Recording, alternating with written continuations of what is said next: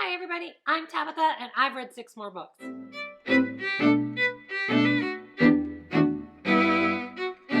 So you may be wondering why I just said 6 more books instead of 5, which is what I normally do. Basically, the answer is there were 6 more to finish out 2020 and I don't want to carry one over to the next video for the year. So this is the last 6 books that I read in 2020, one of which is going to be a fast review, so it sort of works out the same way anyway. All right, are you ready? Let's go. The next book I read in the month of December was 18th Abduction by James Patterson and Maxine Petro. This is a 2019 release by Little Brown & Company. It's an adult age category mystery thriller. It is 368 pages. Your synopsis. This is the 18th book in the Women's Murder Club series by James Patterson and by Petro. The 3 female school teachers are missing and Detective Lindsay Boxer is assigned the case. Meanwhile, Joe encounters a woman who claims to have seen a war criminal alive and well on the streets of San Francisco. When Joe's witness joins the ranks of the missing women, Boxer and Molinari will have to team up to hunt the bad guys.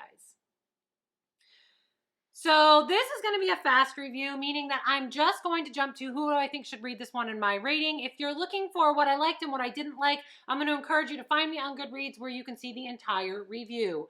Who do I think should read this one? Fans of James Patterson's standalones who want to try Women's Murder Club might actually like this one, because this one sort of takes a step back from the Women's Murder Club angle, even though it's the 18th book, and looks at it with a completely different lens.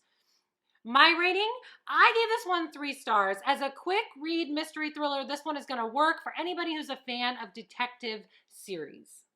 So 3 stars for 18th Abduction by James Patterson and Maxine Petro.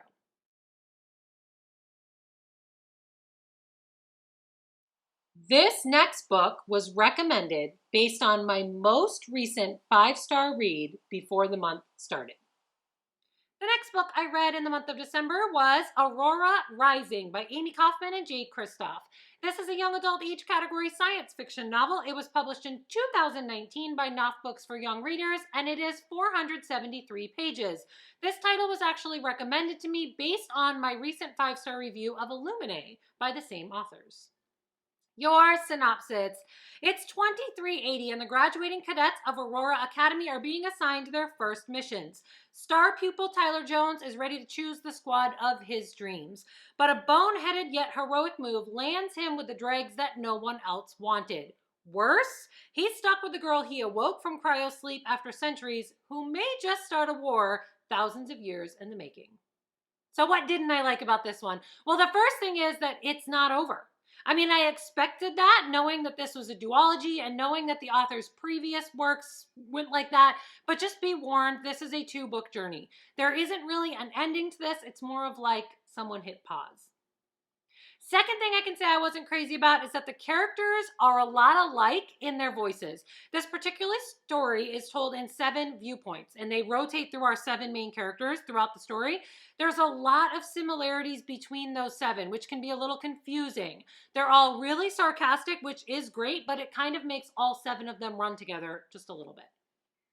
The third thing I can say that I wasn't crazy about in this one is that all of the characters are perfect, which you know I hate.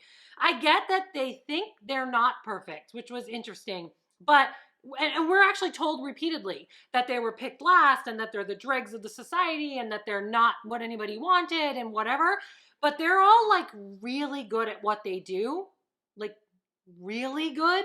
So that was weird, because like if these are supposed to be the worst, who's the best? Like that was a little confusing. So, you know, that bugged me just a bit. So what did I like about this one? Well, the first thing I can say I liked about this one, found family. Guys, this is like my favorite trope. Like, we know that, right? This team of misfits, they just needed each other and they needed acceptance and they found each other. They're better together. They just click right away. I just loved that. Second thing I can say I liked about this one is the science fiction aspects are really, really well done. The space travel seems logical. The terms are explained. The world building is intense. I mean, it's all just like well researched and well thought out. And you're learning about it without feeling like you're having a history book shoved at you. Really, Aurora needed all this information too. She's one of the characters. She needed all this information, so that was kind of a great way for us to get it. It was sort of filtered through her. It really kind of worked. The last thing I can say I liked about this one is that it's funny. I wasn't really expecting that, but I was like laughing out loud at this, even though it was a science fiction book. It just worked, I think. The characters have a good sense of humor. Quite a few of the one-liners are like laugh out loud funny. It's nice to have a good laugh to break up what is otherwise kind of a serious science fiction. Who do I think should read this one? If you like found families and action-packed situations, even if they're set in space, you might like this one. I also think hardcore science fiction fans, look, you might not love it. There are some good things of science fiction done in it, but really this one's YA. And a lot of hardcore science fiction fans aren't going to love that. So you really kind of have to like that coming together. If you're a YA fan, you're going to love it. If you're a science fiction fan, just be aware that it is also YA. My rating, I gave this one 4 stars. At the end of the day, this is a young adult novel, and young adult science fiction fans are really going to love it. So this knows its age group and sticks to it. Just remember that if you're one who has a little less love for young adult. So 4 stars for Aurora Rising by Amie, Kaufman, and J. Kristoff.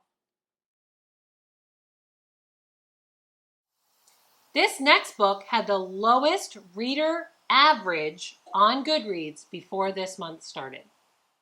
The next book I read in the month of December was The Matchmaker's List by Sonya Lalli.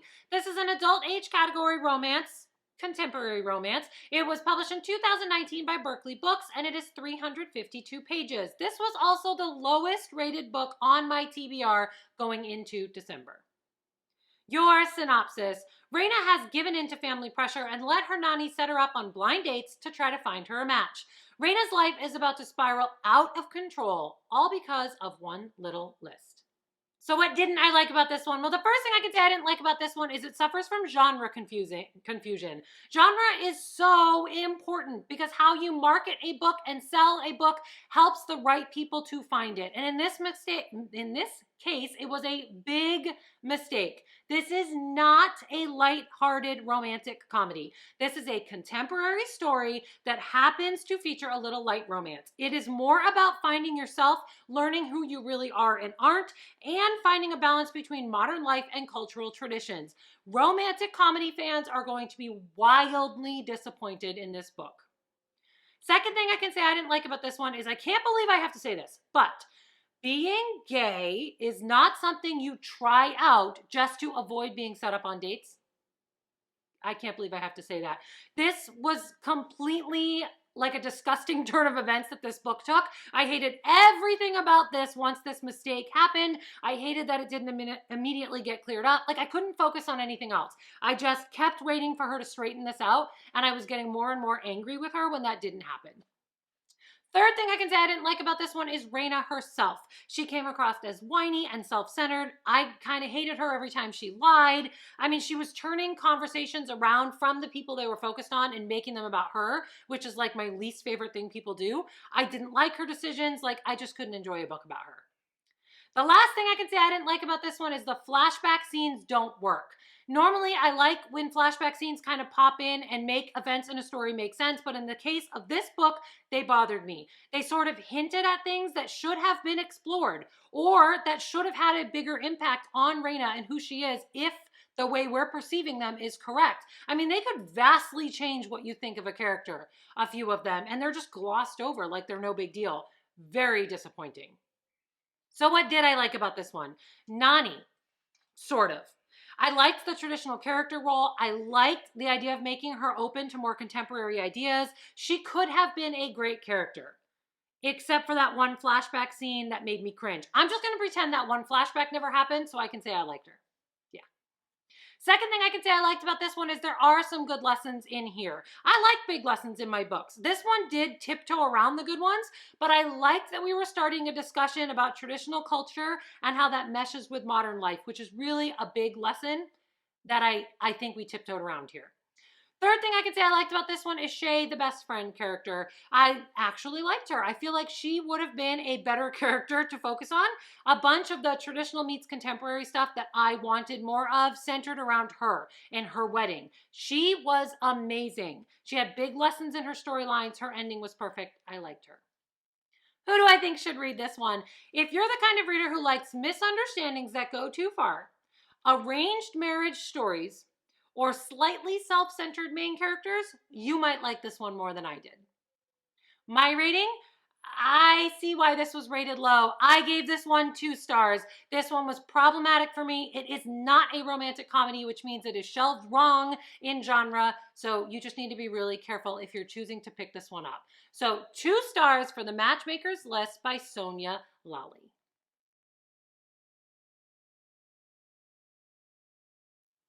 The next book I read in the month of December was The Sigil by Shakeil, Kanish, and Larissa Mandeville.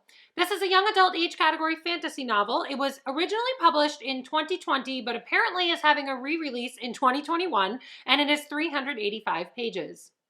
Your synopsis. Lake's brother Devlin was murdered right in front of him. Then he discovers his brother may have been involved in a mysterious world. Nova Rathers is not especially gifted at magic, but she makes up for it with attitude. These two will come together and face something neither of them expected. So what didn't I like about this one? Well, the first thing I could say I didn't like is Nova. She's crass, and honestly, she's a bit over the top. I found her obsession with her own body and her weight a little annoying. I just could have done without some of the chapters from her point of view, and that's too bad. Second thing I can say I wasn't crazy about is it feels like we're missing some great scenes in this one by just sort of jumping right over them. Nothing important plot-wise is missing, but I wanted more scenes that sort of showed this crew and how they all suddenly came to be friends. I love found family stories, and I just feel like we rushed all of that. Third thing I can say I didn't like about this one is there are grammatical errors, which I imagine is part of the reason why the authors are re-releasing this one in 2021.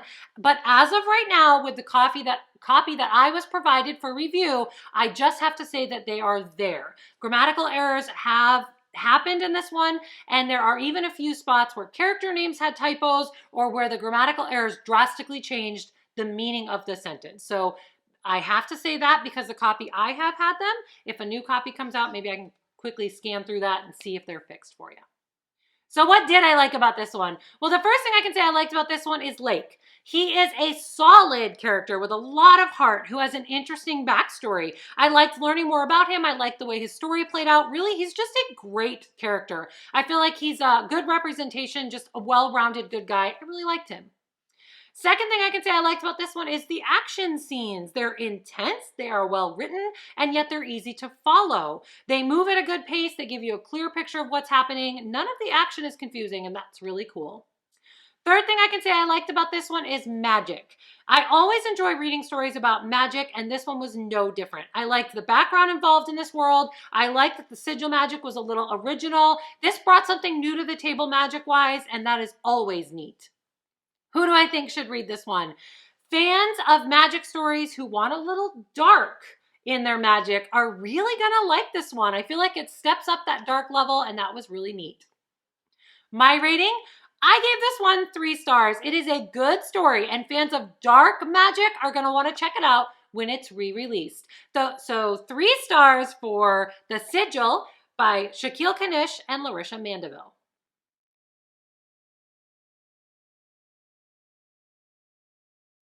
This next book was the book on my TBR with the highest reader average on Goodreads. The next book I read in the month of December was Puppet's Dream by Jessaca Willis. This is a young adult age category fantasy novel. It was independently published in 2020, and it is 342 pages. This was actually the highest rated book on my TBR going into December. Your synopsis. 2 years ago, the world ended. Then a bloodthirsty gang tore through the survivors, only to be stopped by Sean and Graciela. Now the group of heroes at Hope has new dangers threatening them. So what didn't I like about this one?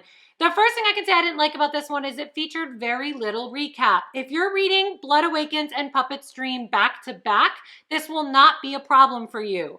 In fact, if you loved Blood Awakens and you kind of remember the details, it might not be a problem for you then, but Puppet's Dream doesn't want to waste your time giving you a lot of recap and reminding you about what happened, and I kind of put some space between reading these two, so I spent the beginning trying to remember, and I was a little lost, so just be aware of that. It's not the fault of the author at all, it's just worth mentioning. Second thing I can say I'm not crazy about is there were some grammatical errors. Not a lot, but they are there. Be warned if you are more sensitive to that kind of stuff than I am. Third thing I can say I wasn't crazy about for this one is Sean. You're supposed to like him. He's one of the main characters, but something about him has never been my favorite. He gives me like bad vibes, and I almost want the rest of the characters to like stop trusting him. I don't know if that's accidental or not. I'm almost wondering if that will be like important in another book. All I know is right now, whenever I read his chapters, I get nervous. So what did I like about this one?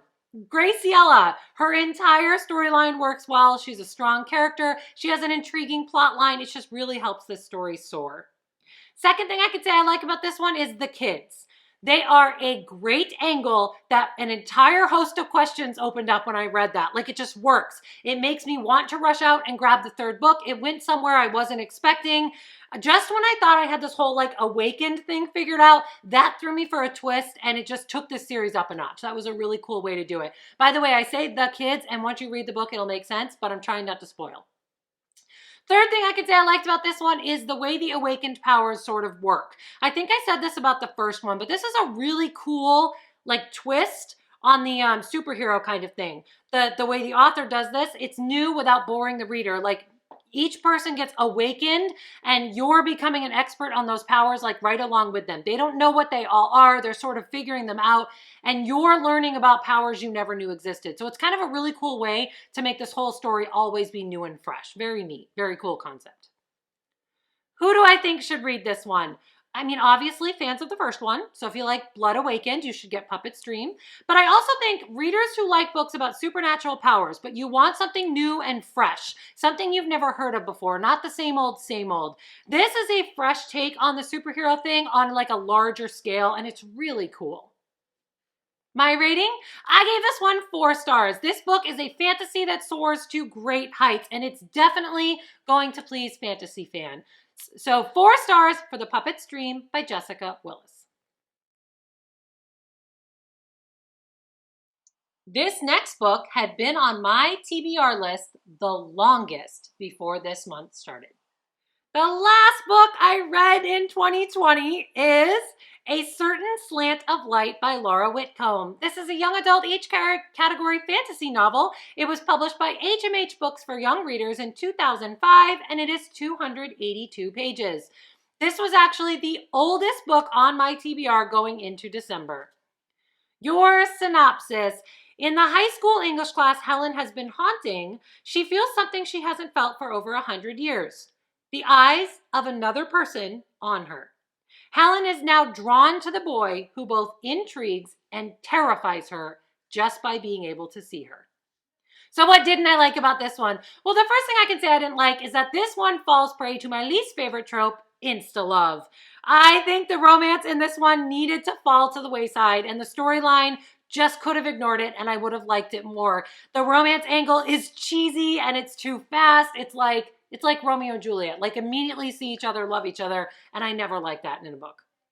Second thing I could say I didn't like about this one, it is predictable. You likely already know that I like to be surprised by my books. This one didn't give me that for the most part. It reminded me of other paranormal stories with romantic sidelines. It's not necessarily a good thing to be reminded of other books. It just didn't feel like it had enough fresh stuff on the table. Third thing I could say I didn't like about this one is it does end with unanswered questions, mostly related to Jenny. Can we please get a follow-up on this poor child? I mean, I can't say why because spoilers, but yikes! Well, I just really need to know how much we messed up this girl's life. So what did I like about this one? Well, the first thing I can say I liked about this one is the ending. Okay, technically not fully because I have a lot of unanswered questions, but it delivered on the emotional punch that I was waiting the whole book for. You know when you read that book, a kind of book that you just know an emotional gut punch is coming? That's how I was with this. Like I knew it was coming, I was waiting for it, and when it finally hit, it hit well, it delivered. Second thing I can say I liked about this one is it does write ghosts correctly. That's weird to say. But I like ghost stories that aren't always horror. I like when they take the best of contemporary and the best of paranormal and kind of bring them together, and this book does that. Third thing I can say I liked about this one is Mitch. Okay, look, he's a side character, but he's my favorite character. He's not even sold as being important. He's the big brother character in this one. I love his dedication to family. I love that there was a depth to him that we didn't necessarily get to explore all of. So there's like a mystery to him also. I just love where his story could go and where in my head I'm imagining his story goes. He's a character who I feel like will inspire me as a writer in the future. I just really, really liked him. Who do I think should read this one? If you like emotional stories that deliver a quick gut punch, I think you should give this one a read. I also think if you like the idea of wrapping a love story up in a ghost story, you might like this book. My rating? I gave this one 3 stars. It's a little niche for YA fantasy because of the ghost paranormal angle contemporary thing. There's a lot coming together for this one. But at the end of the day, I don't think it's a bad story. So I went 3 stars for A Certain Slant of Light by Laura Whitcomb. All right, my friends, that is it for me and the last of the books that I read in 2020. I don't know if you kept track, probably not, but that was 151 books and 151 reviews in 2020. Yowza. Anyway, so stay tuned to this channel because I'm sure there's more coming in 2021. Thank you for being here. Drop a comment to let me know you're still here. Hit subscribe and tap that little bell so you know when I'm back. Keep plotting the path to your own dreams, and I will see you soon. Bye!